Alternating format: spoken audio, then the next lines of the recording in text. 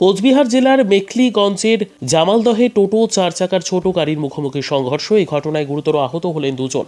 রবিবার সন্ধে 7:30 নাগাদ ঘটনাটি ঘটেছে জামালদহের আশ্রমপাড়া এলাকায়। পুলিশ ও স্থানীয় সূত্রে জানা গিয়েছে, আহত দুজন হলেন অশোক চক্রবর্তী ও আবু মোতালেফ। অশোক বাবুর বাড়ি ময়নাগুড়ির জোরপাকড়ি এলাকায়, অপর আহত আবু মোতালেফের বাড়ি কোচবিহারের সুটকাবাড়ি এলাকায়। দুজনকেই জামালদহ প্রাথমিক স্বাস্থ্যকেন্দ্রে ভর্তি করা হয়েছে। অশোকবাবুর শারীরিক পরিস্থিতি গুরুতর হওয়ায় পরবর্তীতে তাকে শিলিগুড়িতে স্থানান্তরিত করা হয়। তিনি টোটোয় করে ফেরি করেন। দুর্ঘটনার জেরে তার টোটোটি ব্যাপকভাবে ক্ষতিগ্রস্ত হয়েছে দুর্ঘটনার কবলে পড়া চার চাকার গাড়িটিও। পুলিশ জানিয়েছে, বর্তমানে পরিস্থিতি নিয়ন্ত্রণে রয়েছে।